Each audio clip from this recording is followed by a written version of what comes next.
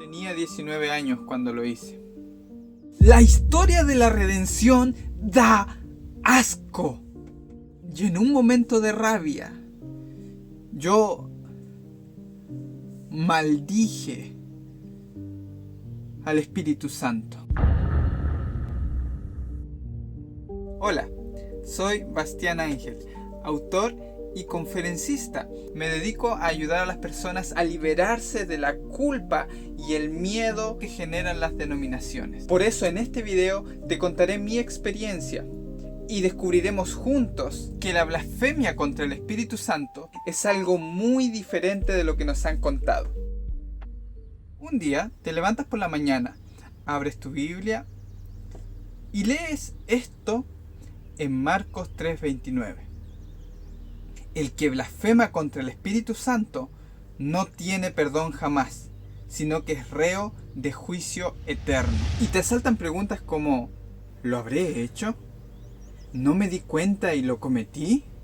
¿Qué es exactamente blasfemar contra el Espíritu Santo? Si lo cometo, por más que me arrepienta, ¿no habrá vuelta atrás?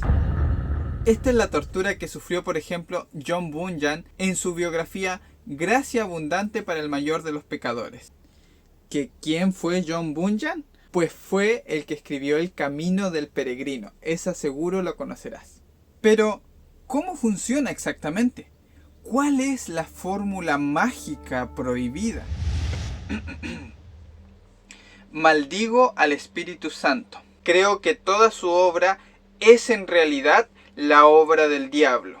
Y no quiero que siga tratando de convencerme de pecado.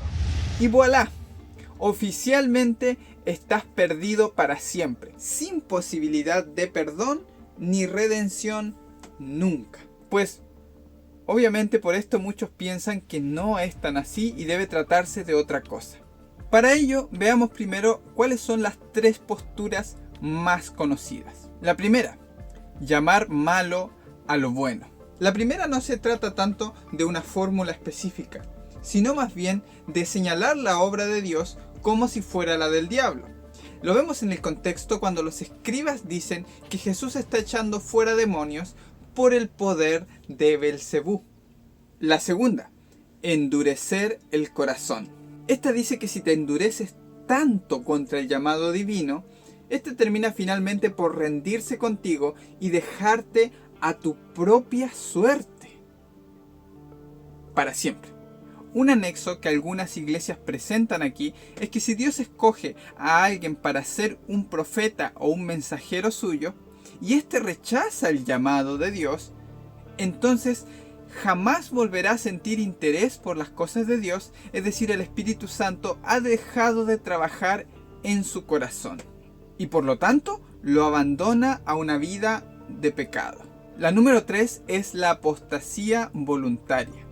Esta particularmente está basada en un texto que resolveremos al final de este video. Se encuentra en Hebreos 10, 26 al 31. Basado en esto, dicen algunos, que alguien que se ha bautizado, que ha ingresado en las filas de una denominación o ha creído en Dios, y luego escoge irse de la iglesia, escoge retirarse y pecar voluntaria y completamente, entonces este pecado ya no tiene perdón de Dios. Pero ¿sabes qué? Las tres posturas están equivocadas, porque todas cometen el mismo error: ignorar por completo el contexto histórico del primer siglo. Antes de mostrarte cómo esto lo cambia todo, quiero contarte cuando yo mismo cometí lo que algunos llamarían el pecado imperdonable. Tenía 19 años cuando lo hice. Era estudiante de teología en la Universidad Adventista de Chile. Había terminado de predicar lo que yo llamaría el último sermón fariseo dentro de una iglesia. Mi tema fue sobre los 144.000 sellados. El planteamiento era básicamente que estos, a diferencia del resto que habían elegido el pecado antes que a Cristo, vindicarían su carácter mostrando al mundo que le servían únicamente por amor y no por miedo a perderse o un interés egoísta por salvarse. Y al terminar el sermón, también terminó para mí una relación amorosa. Y una relación también con la iglesia. Y si bien estaba dolido, también una pregunta surgió en mi alma. ¿Realmente todo el esfuerzo y el sacrificio de Jesús, su dolor, no valió la pena? O sea, mírame, sigo decepcionándote. Yo y la mayoría de personas sigue interesada más en su voluntad egoísta para autodestruirse que en el amor que les mostraste. ¿De qué te valió? La cruz es un fracaso. La historia de la redención da asco. Y en un momento de rabia, yo maldije al Espíritu Santo. Y dije, si esa es la gran historia de la redención, entonces déjame en paz. No quiero saber nada con eso. La mayoría del mundo se va a perder. Y todo el amor que mostraste no valió de nada. Y desde entonces, en la pandemia, Dios comenzó a revelarme un amor más grande del que yo haya visto en todos mis años como cristiano, incluso siendo estudiante de teología. Para los que me conocen sabrán que lo que derritió mi corazón fue que Él respondió la pregunta que hería a mi alma, que no fue en vano todo el amor que Él mostró a la humanidad. Y al año siguiente comencé a escribir este libro. Dios perdonó al mundo. Si te interesa, puedes pedirlos hoy mismo a Amazon.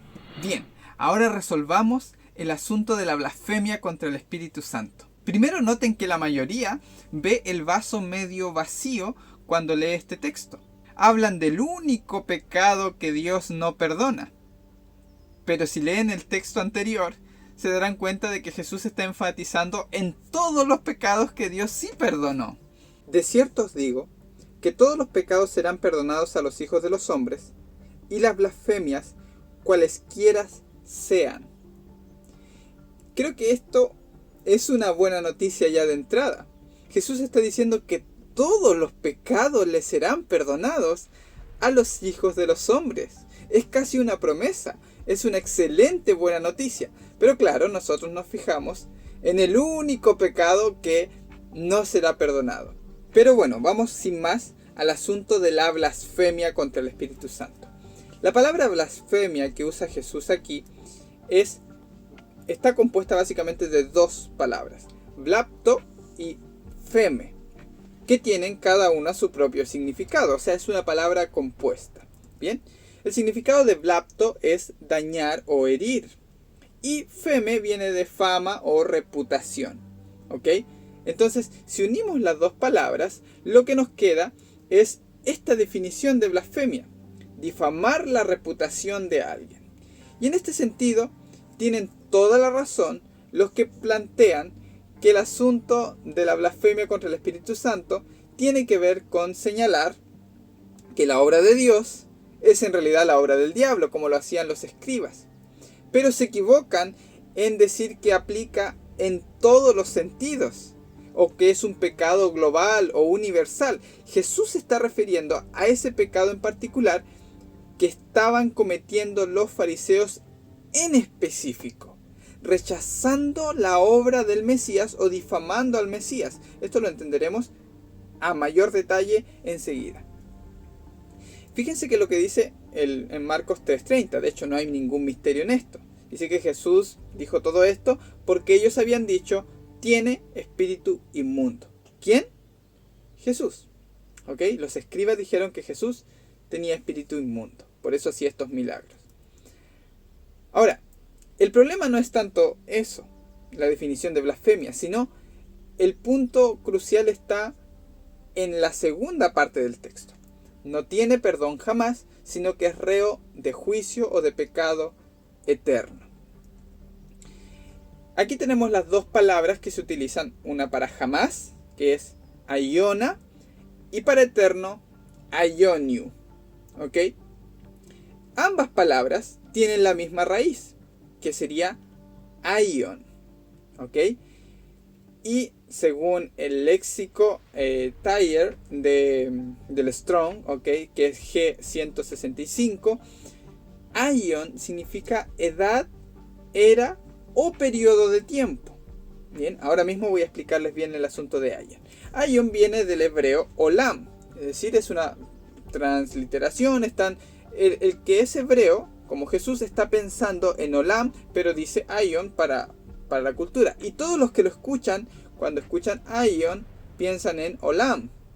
Olam, por ejemplo, en el Antiguo Testamento, lo usa Abraham cuando dice el olam, o sea, el Dios eterno o el Dios de los siglos. Ahora, de aquí viene la confusión por la que se traduce a veces aion como eterno o para siempre. De hecho, es una mala traducción, y eso lo vas a haber visto reflejado en muchos comentaristas bíblicos y eruditos acerca del asunto. Pero te lo voy a explicar aquí. La razón por la que se utiliza habitualmente o se asocia aion o olam con eterno es que cuando se atribuye a Dios, sí, olam pasa a ser eterno, pero no por la naturaleza de la palabra, sino porque Dios es eterno. Por ejemplo, cuando vemos olam en otro contexto, ya no es eterno. Por ejemplo, cuando dice le olam, la última parte de este versículo, Éxodo 21:6. Entonces su amo lo llevará ante los jueces y le horadará la oreja con una lezna, y será su siervo para siempre. Para siempre no es eternamente, no sería su esclavo por siempre, por toda la eternidad, sino mientras durara la vida del siervo. Es así como olam puede no significar necesariamente eterno, pero cuando habla acerca de Dios, como Dios es eterno, pues cualquier característica que le atribuyan, Dios es amoroso por los siglos de los siglos, entonces será, claro, eternamente, porque Dios no cambia. Una mejor explicación, voy a hacerlo más sencillo ahora. Un gato, ¿sí? Todos conocemos un gato. Con mi esposa una vez visitamos a unos amigos muy queridos, muy increíbles personas. Ellos ahora me imagino que están en Israel. Los conocimos en Santiago de Chile. Y tenían un hermoso gato enorme. Nosotros tenemos una gatita peludita, a Mimi, pero su gato era tremendo. Era un Maine Coon. Esa es la raza de gato. Y era gigantesco. Daba miedo a acercársele, pero era tan lindo. Bueno, uno a veces ve un gato así y dice, mira qué gato más grande. Y utiliza la palabra grande. Pero recuerdo que al salir era el centro de Santiago y habían unos tremendos edificios, ¿sí? Estaba el Costanera, habían diferentes edificios muy altos. Y uno sale y dice, ah, qué gato tan grande. Y luego dice, mira qué edificios tan grandes. Pero la dimensión de lo grande que es el gato no es comparable con lo grande que es el edificio. Sin embargo, para ambos se utiliza la palabra grande, ¿sí? Entonces, decir que utilizar olam o aion de esta forma, como si siempre fuera eterno, es como decir que todos los gatos que son grandes son del porte de edificios. Entonces, en el hebreo, ya entendemos que olam o aion significa, aion en griego, edades, periodos o siglos. Otro ejemplo es el de Jonás en el vientre del pez, que él estuvo allí, que el Seol cerró sus cerrojos para siempre, olam, ¿vale? Entonces ese para siempre, al final él estuvo 3 días. Ahí podemos ver cómo olam no duró para siempre. En cambio, cuando en los salmos se dice que su misericordia es para siempre, su Geset, leolam hasdo, su misericordia es para siempre. Es eternamente, pero porque Dios es misericordioso. La misericordia de Dios, su naturaleza es eterna porque Él no cambia. No quiere decir que olam sea lo que le da la eternidad, sino que dice que es duradera, ¿ok? Es el concepto de duradero, de periodo, de edades. Entonces, habiendo entendido esto, debemos comprender la mentalidad de un judío del siglo I. Y ellos tenían la idea de el olam hasé y el olam habá. El olam hasé es el siglo o era espiritual, ¿vale? ¿Cuál será el fin del siglo?, le preguntaron los discípulos a Jesús, y él les habló acerca de la destrucción de Jerusalén. No se trata del mundo hasta el final de la historia, sino el actual. En el caso de los judíos, estaban bajo la opresión romana, era el aquí y el ahora. Un mundo que no les agradaba del todo porque estaban bajo presión y esperaban un mundo venidero, el cumplimiento de las profecías, cuando ellos serían liberados. Entonces ellos llamaban a ese mundo venidero, a ese siglo venidero o era venidera, el Olam Jabá. Y el Olam Jabá era la era de la restauración, del reino de Dios. No el cielo, no significaba el cielo para ellos, sino de un nuevo orden histórico y espiritual.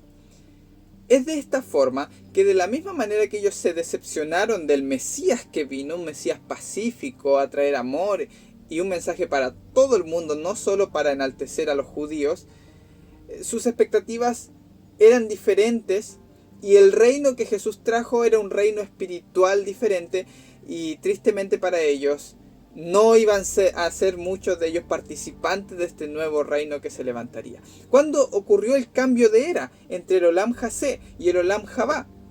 Fue específicamente en la destrucción o la caída de Jerusalén en el año 70. ¿Sí? Por toda la Biblia puedes ver que se está apuntando a ese punto culminante. Ahora bien, una traducción cultural de la época sería lo siguiente: quien desacredita deliberadamente la obra del Espíritu no experimenta liberación en esta era, porque se coloca fuera del movimiento de la era venidera. No experimentará ni liberación en el Olam Jasé, en el presente, ni de los romanos, ni de ningún otro tipo de liberación o perdón, porque perecerá en el cambio de era. Será destruido junto con Jerusalén. No eternamente, no estamos hablando de esos términos, sino de algo que ocurriría históricamente. Y no podrá ver el cambio de era que viene, el Olam Jabá, ¿sí? Que es cuando la iglesia ya no está en Jerusalén, ni en el monte, ni en ninguna otra parte para ir a adorar, sino que donde hayan 2 o 3, ahí estará Jesús en medio de ellos. Entendiéndolo en ese contexto, ahora sí tenemos el verdadero significado de Aiona y Aioniu, la era venidera y esta era.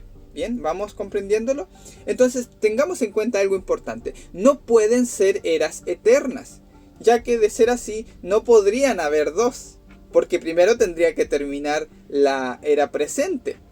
Y si no termina nunca, entonces ¿cuándo vendrá la era venidera? No puede ser así. Entonces, no son eternas. Y en la mentalidad judía de esa época tampoco había esa división entre eterno y temporal. Era el Olam Jasé y el Olam Jabá. De hecho, el mismo Jesús está diciendo que los escribas y esa generación que está rechazando al Mesías perecerían en el asedio de Jerusalén. Ese sería el castigo. Por eso es que no tienen liberación o perdón. No es que Dios no los perdone. Dios los ama. Son su pueblo, son hijos de Él. Pero ellos se están poniendo voluntariamente fuera de la protección de Dios al insistir en pelear con Roma. Causa y efecto. Lucas 21, 20, 30 y 32 dice: pero cuando viereis a Jerusalén rodeada de ejércitos, sabed que entonces su destrucción ha llegado. De cierto os digo que no pasará esta generación hasta que todo esto acontezca. Y luego dice: por eso os envío profetas, sabios, escribas, a unos mataréis, a otros azotaréis y perseguiréis de ciudad en ciudad, para que venga sobre vosotros toda la sangre justa derramada en la tierra. De cierto os digo que todo esto vendrá sobre esta generación. ¿Sí? Todos los participantes de esta era terminarán en el fin de la era. Vendrá sobre esta generación. Ahí se cumplirán las profecías del cambio de era, en la destrucción de Jerusalén. Entonces ahora podemos entender lo que está pasando aquí. Hay cristianos incluso que están siendo convencidos por los judaizantes a volver a los sacrificios, al sistema de sacrificar animales. Y esto hace que todo lo que hizo Jesús sea completamente nulo. No están creyendo en Jesús en realidad. Entonces a estas personas el escritor de Hebreos dirige su epístola y la epístola a los hebreos continuamente consiste en mostrar a Jesús como el cumplimiento de las sombras del santuario. Entonces, para aquellos que estaban ofreciendo sacrificios es que se dirige este texto. Este texto de Hebreos 10, 26 al 32 se dirige para ellos, para los que todavía querían seguir y volver a los viejos rudimentos, a todo lo que era de la era actual. ¿Sí? Se querían quedar ahí. Entonces dice, porque la ley, teniendo sombra de los bienes venideros, ¿sí? El Olam Jabá, o esto era el Olam Jasé, que tenía sombra del Olam Jabá, nunca puede, por los mismos sacrificios que se ofrecen continuamente, hacer perfecto a los que se acercan.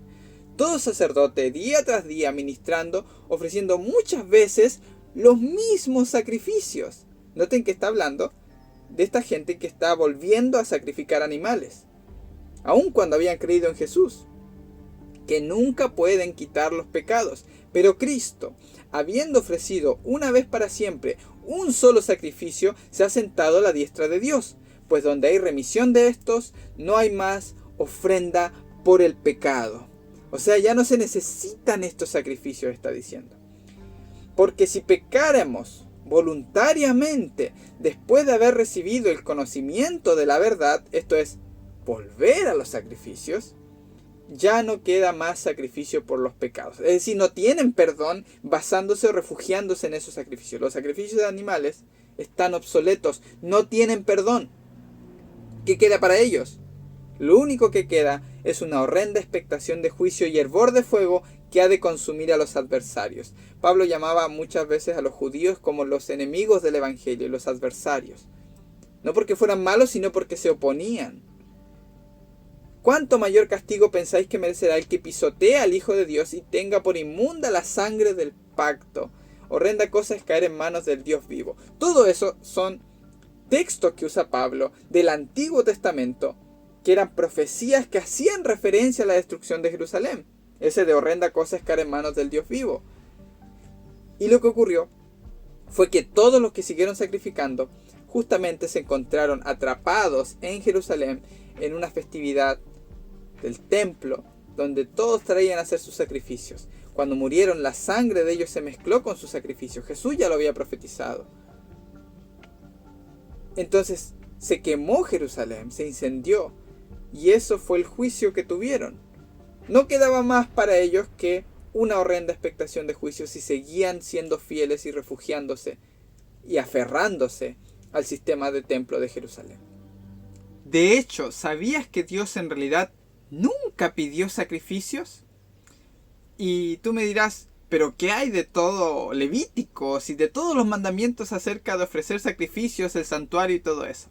Muy bien, pues eso te lo dejo en este video. Y si a ti te interesa conseguir el libro que escribimos, Dios perdonó al mundo, te lo dejo por aquí. No olvides suscribirte a nuestro canal y recuerda que nos ayuda muchísimo si compartes este video con alguien que crees que le va a servir. Un abrazo a todos. Chao, chao.